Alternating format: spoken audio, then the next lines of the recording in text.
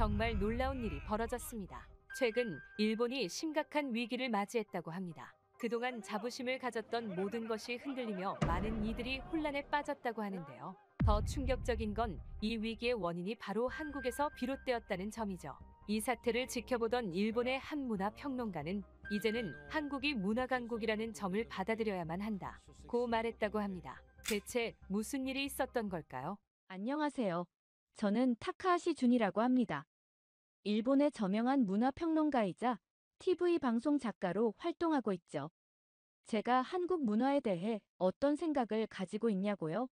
솔직히 말씀드리면 경멸에 가깝습니다. 저는 늘 의문이었습니다. 한국 문화라는 게 있기는 한 걸까요? 그저 일본 문화를 베껴서 만든 조잡한 모방품이라고 생각했어요. 우리 일본은 수백 년의 전통을 가진 문화 강국입니다. 아니메, 드라마, J-팝으로 아시아를 장악했던 나라죠. 그런데 한국이라니요. 모든 게 어설픈 카피라고 생각했습니다. K-팝은 J-팝을 따라한 거고 한국 드라마는 일본 드라마의 문법을 베낀 거라고 단정지었죠. 한마디로 한국 문화는 존재 자체가 의미 없다고 봤습니다. 특히 한류는 한국 정부가 돈을 쏟아부어 만든 인위적인 선전이자 정치적 도구라고 확신했습니다. 한국 연예인들의 성형 문제나 사생활 스캔들도 즐겨 찾아보면서 비웃곤 했죠. 이제는 대통령도 없는 나라인데 그게 무슨 도움이나 될까 싶기는 하지만요. 그래서 지난달 일본의 주요 신문들을 보며 속으로 쾌재를 불렀습니다. 산케이 신문에 실린 일본에서 한류는 끝났다는 기사가 특히 마음에 들었어요.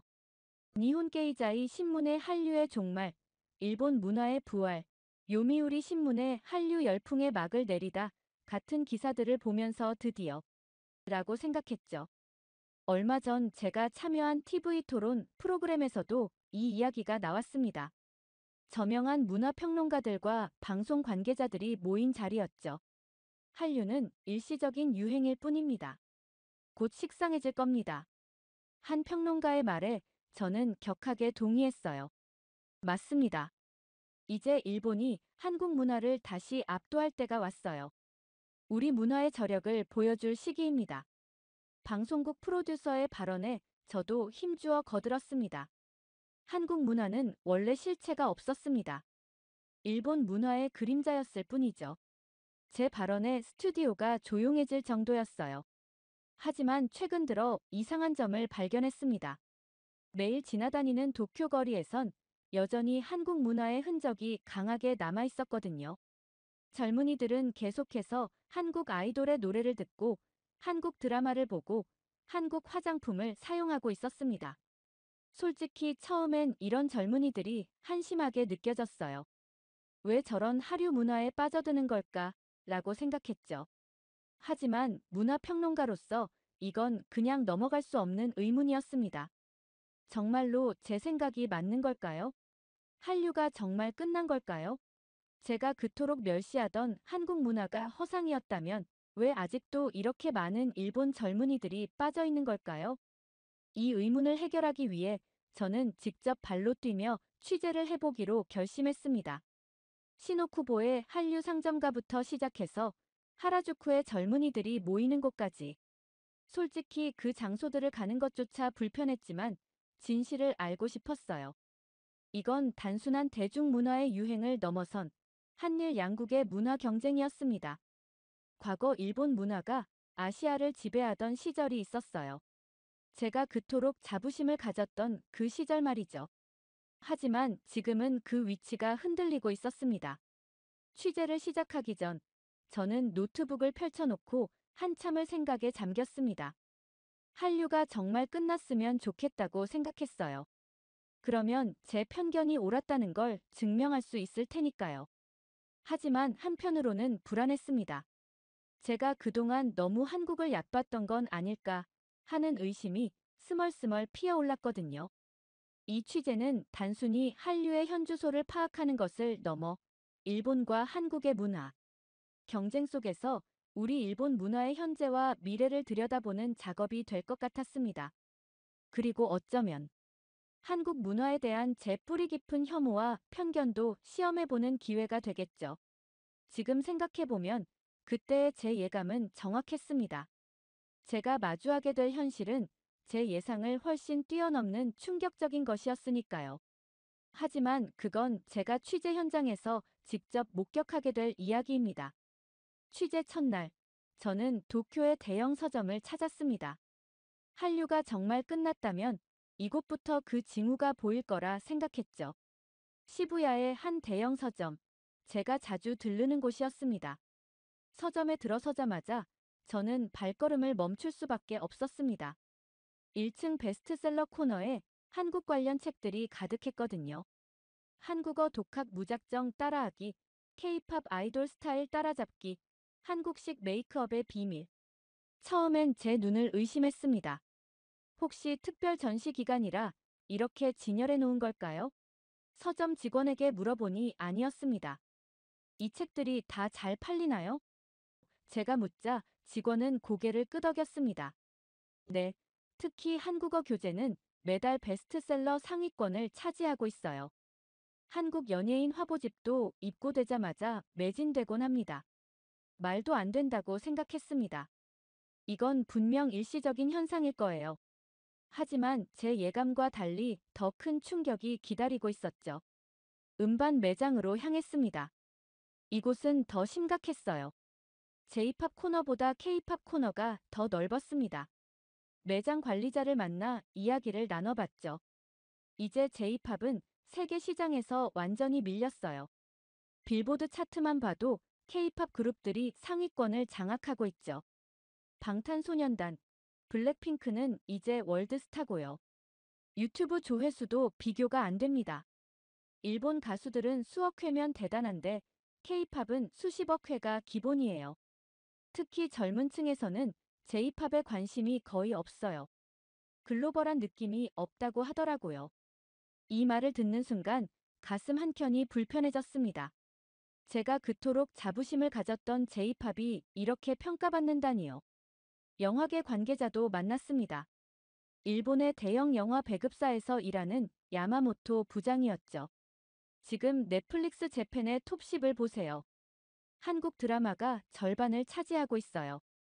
오징어 게임은 말할 것도 없고 요즘도 매달 한국 작품이 1위를 차지합니다. 반면 일본 작품은 간신히 한두 편 정도만 순위에 들어가죠. 디즈니 플러스도 마찬가지예요. 심지어 일본 배우들도 한국 작품에 출연하고 싶어 합니다. 출연료가 더 높은 것도 있지만 세계적인 주목을 받을 수 있다는 게 가장 큰 이유죠. 일본 드라마는 이제 국내 시장에만 머물러 있으니까요. 충격적인 현실이 계속해서 저를 덮쳤습니다. 제가 알고 있던 일본의 모습과 현실은 너무나 달랐어요. 하지만 이건 시작에 불과했습니다. 다음은 한류 팬클럽을 찾아가 보기로 했어요. 솔직히 내키지 않았습니다. 저는 여전히 이들을 현혹된 사람들이라고 생각했으니까요. 하지만 이제는 알아야 했습니다. 왜 이렇게 많은 일본인들이 한국 문화에 매료되는지, 그들이 보는 한국 문화의 매력이 무엇인지. 그래서 다음 날 도쿄의 한 카페에서 열리는 한류 팬클럽 모임으로 향했습니다. 한류 팬클럽 모임에서 만난 젊은이들이 추천해준 곳이 있었습니다. 시노쿠보와 하라주쿠. 사실 저는 그동안 이 지역들을 일부러 피해 다녔어요. 한국 문화에 물든 곳이라고 무시했거든요. 하지만 이제는 직접 가봐야 했습니다. 먼저 시노쿠보로 향했죠. 역에서 내리자마자 저는 깜짝 놀랐습니다. 거리가 마치 서울 한복판 같았거든요. 곳곳에서 한류 아이돌 굿즈를 든 젊은이들이 눈에 띄었습니다. 일본인인데도 한국어로 대화를 나누는 학생들도 보였어요. 제 귀를 의심했지만 그들의 한국어 실력이 꽤 수준급이었습니다. 한 화장품 가게 앞에서 긴 줄이 눈에 띄었어요. 호기심의 이유를 물어봤더니 한국의 인기 아이돌이 광고하는 립스틱이 입고됐다고 하더군요. 일본 화장품도 좋지만 한국 화장품이 더 트렌디하잖아요. 패키지도 예쁘고 품질도 좋고 무엇보다 한국 아이돌처럼 예뻐질 수 있을 것 같아서요. 20살 정도로 보이는 여대생의 대답에 저는 할 말을 잃었습니다. 예전에 저였다면 일본 제품이 훨씬 낫다고 반박했겠지만 지금은 뭐라고 해야 할지 모르겠더군요. 하라주쿠로 이동했습니다. 이곳은 원래 일본 젊은이들의 패션 성지였죠. 하지만 지금은 달랐어요. 거리를 걷다 보니 10대, 20대들이 모두 한국 스타일을 따라하고 있었습니다.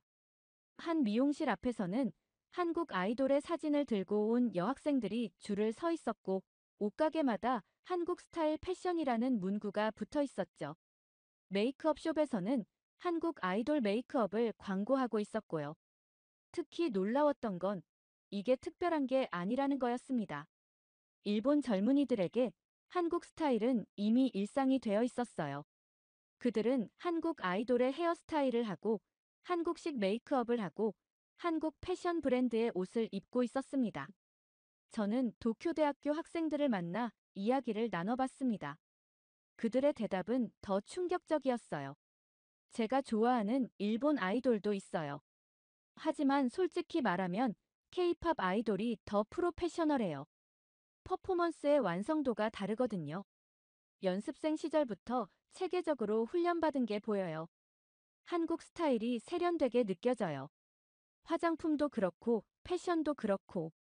우리 부모님 세대는 이해 못하시지만 저희 세대에겐 한국이 트렌드의 기준이에요. 집으로 돌아오는 길, 제 머릿속은 혼란스러웠습니다. 젊은 세대가 바라보는 한국은 제가 알던 것과 너무 달랐어요. 그들에게 한국은 이미 문화적 롤모델이 되어 있었습니다. 특히 충격적인 건 이 젊은이들이 한국 문화를 맹목적으로 따르는 게 아니라는 점이었죠.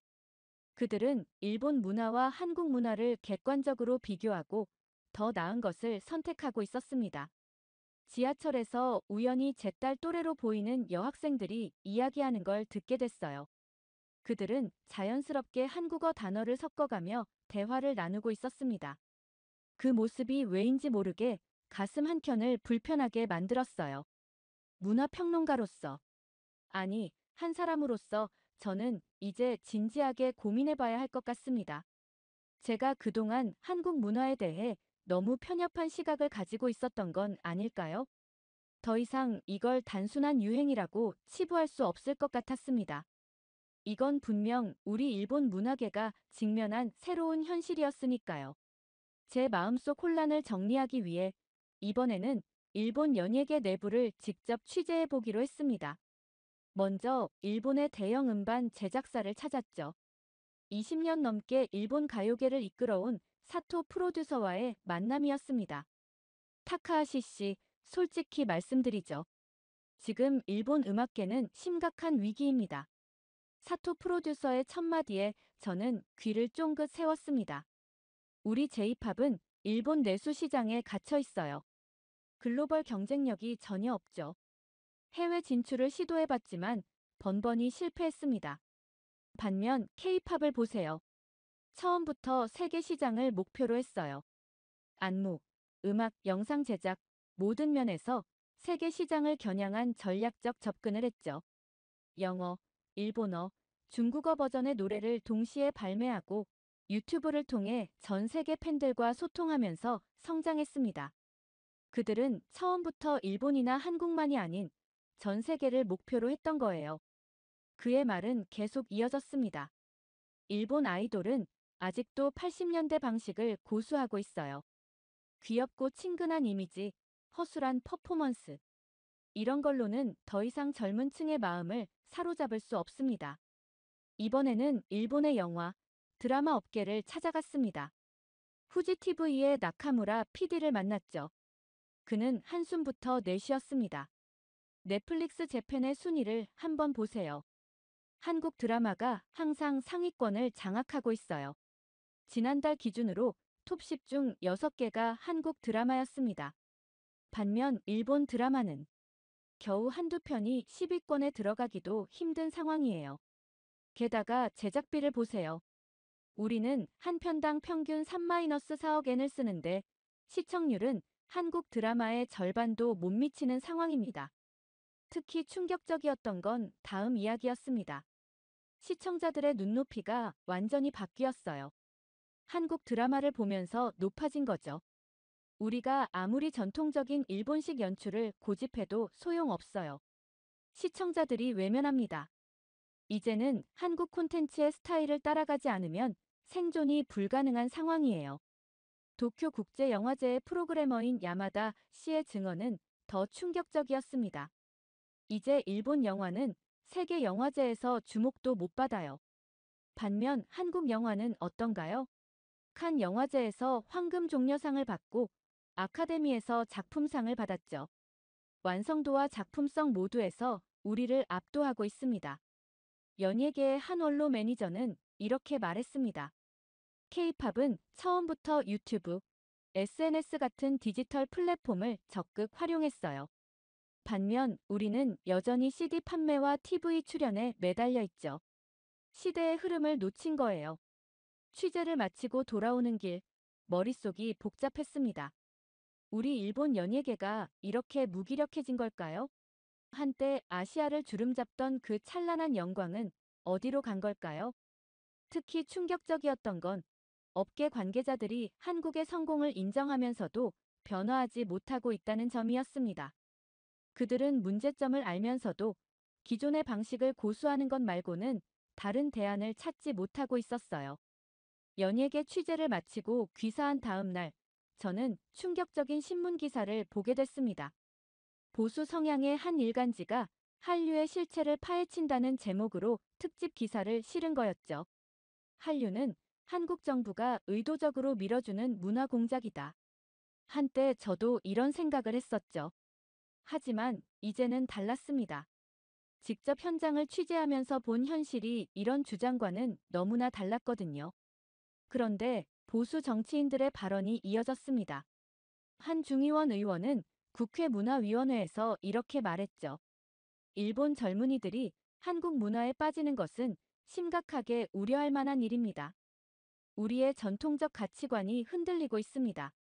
이런 발언들이 이어지자 저는 일본 보수층을 대표하는 지식인 사이토 히로시 교수를 직접 찾아가 보기로 했습니다. 도쿄대학교 문화학과의 권위자이자 수십 년간 일본 문화의 우수성을 주장해온 학자였죠. 타카하시 씨, 현실을 직시해야 합니다. 과거 일본은 아시아 문화의 중심이었습니다. 우리의 망가, 아니메, 음악이 아시아를 지배했죠. 하지만 지금은 한국이 그 자리를 차지하고 있어요. 예상과 달리 사이토 교수는 현실을 인정하는 듯 했습니다. 하지만 곧이어 그의 진심이 드러났죠. 하지만 이건 일시적인 현상일 뿐입니다. 한류라는 게 뭡니까?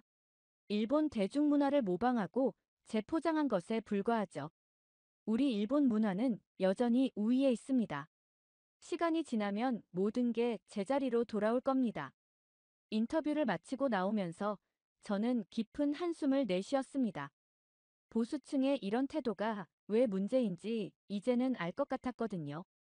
현실은 이미 달라졌습니다.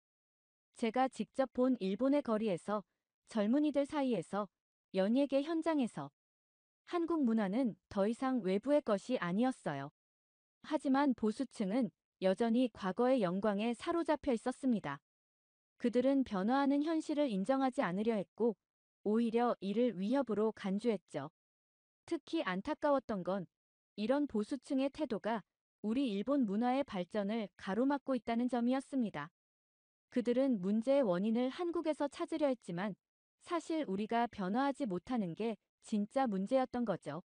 취재를 시작할 때만 해도 저는 이런 보수층의 입장에 동조했었습니다. 하지만 이제는 달랐어요. 현실을 직시하지 못하는 그들의 모습이 과거의 제 모습과 겹쳐 보였거든요. 사이토 교수의 연구실을 나와 거리로 나왔을 때 현실은 그의 주장과 정반대였습니다. 길거리 음악 매장에서는 K-팝이 흘러나오고 카페에서는 한국 드라마 OST가 재생되고 있었죠. 패션 매장들은 한국 아이돌의 화보로 가득했고 화장품 가게는 한국 제품들로 넘쳐났습니다. 특히 충격적이었던 건 이런 광경이 이제는 너무나 자연스러워졌다는 점이었어요. 일본 문화가 우위에 있다는 보수층의 주장이 무색할 만큼 한국 문화는 이미 우리의 일상 깊숙이 자리 잡고 있었습니다. 이후 대기업들의 변화를 취재하면서 흥미로운 소식을 들었습니다. 일본의 대형 연예 기획사들이 큰 변화를 시도하고 있다는 거였죠. 저는 바로 발걸음을 옮겼습니다. 도쿄 시부야의 한 대형 연예 기획사. 이곳은 일본의 대표적인 아이돌 그룹들을 배출해낸 곳이었습니다. 연습생 트레이닝 센터를 찾았을 때 저는 깜짝 놀랐어요. 이제 우리도 한국처럼 체계적인 트레이닝 시스템을 도입했습니다. 센터장은 자랑스럽게 설명했어요. 보컬, 댄스, 외국어까지. 매일 10시간 이상 집중 훈련을 하고 있죠. 한국 기획사들의 시스템을 벤치마킹했습니다. 연습실 안에서는 K-팝 음악이 흘러나오고 있었어요. 연습생들은 한국 아이돌의 안무를 연구하고 있었죠. 그들의 춤 동작 하나하나가 한국 아이돌의 그것과 닮아 있었습니다. 예전에는 귀엽기만 하면 된다고 생각했어요. 하지만 이제는 달라졌습니다. 퍼포먼스의 완성도가 중요해졌죠. K-팝 아이돌들의 칼군무를 보세요. 우리도 그 수준을 따라가야 해요.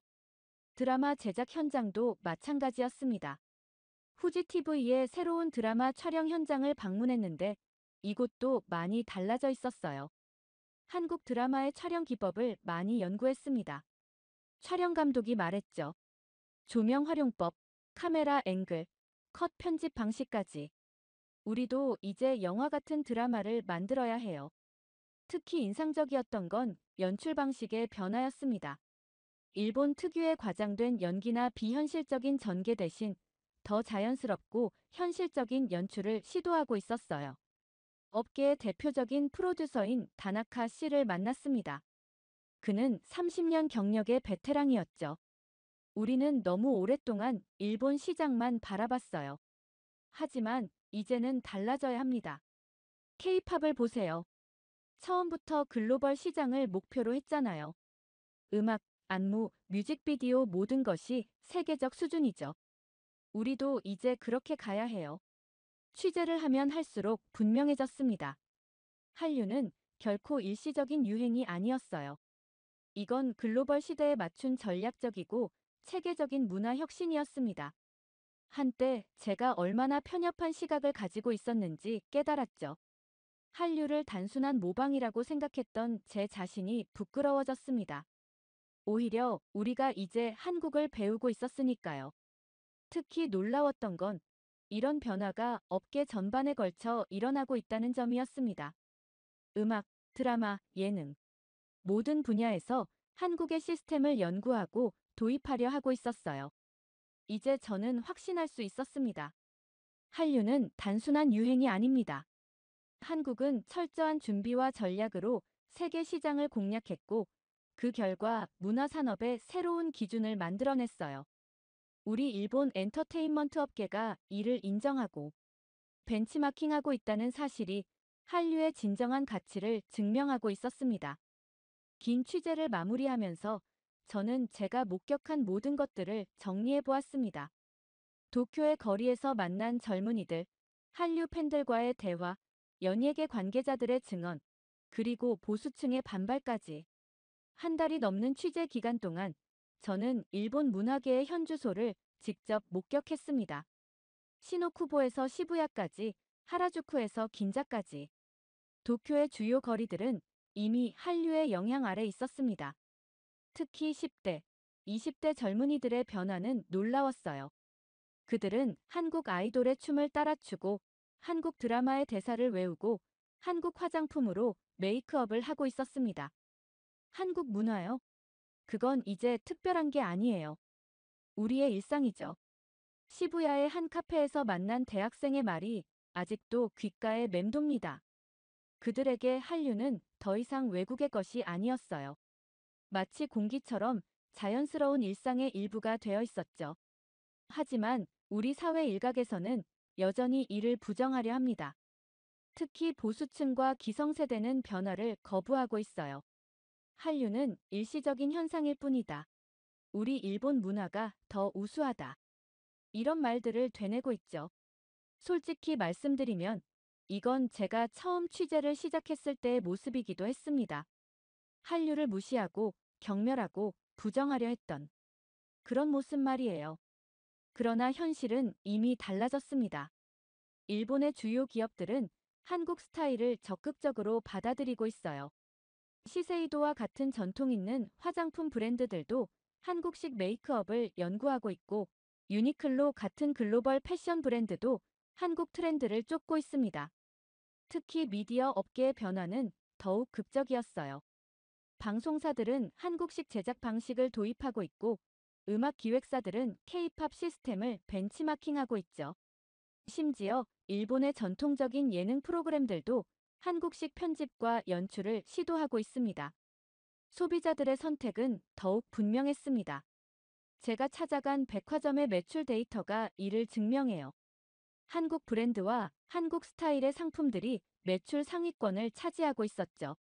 문화는 결국 소비자의 선택을 받아야 살아남는 법이니까요. 취재를 진행하면서 가장 인상 깊었던 건 한 젊은 사업가의 말이었습니다. 일본이 과거에 성공했던 방식은 이제 통하지 않아요. 세상이 변했으니까요. 한국은 그 변화를 정확하게 읽어냈고 거기에 맞춰 진화했죠. 우리도 이제는 변해야 해요. 이 말을 들으며 저는 분명한 결론을 내렸습니다. 일본은 더 이상 한류를 무시할 수 없습니다. 오히려 우리가 한국에게 배워야 할 때가 왔어요. 그들이 어떻게 글로벌 시장을 공략했는지, 어떻게 젊은 세대의 마음을 사로잡았는지, 어떻게 전통과 현대를 조화시켰는지 말이죠. 한때 일본은 아시아 문화의 중심이었습니다. 80년대, 90년대. 우리의 망가, 아니메, J-팝이 아시아를 주름잡았죠. 홍콩 영화와 함께 아시아 대중문화를 이끌었던 그 시절이 있었습니다. 하지만 이제는 한국이 그 자리를 차지했습니다. 그것도 단순히 아시아를 넘어 전 세계로 뻗어나가고 있죠. BTS는 빌보드 차트를 석권했고, 오징어 게임은 넷플릭스 역사상 가장 성공한 시리즈가 되었으며 기생충은 아카데미상을 수상했습니다. 이건 부정할 수 없는 현실입니다. 중요한 건 우리의 선택입니다. 과연 일본은 이 변화를 인정하고 적응할 수 있을까요? 아니면 과거의 영광에 사로잡혀 계속 제자리 걸음을 할 건가요? 우리에겐 두 가지 길이 있습니다. 변화를 받아들이고 새로운 도전을 시작하거나, 아니면 현실을 부정하고 뒤처지거나. 이제 저는 알게 됐습니다. 우리가 변하지 않으면 끝난다는 것을요. 한류는 우리에게 도전장을 던졌습니다. 이 도전을 회피하는 순간 우리는 진정한 의미의 문화 강국이 아닌 과거의 영광에만 사로잡힌 나라로 남게 될 것입니다.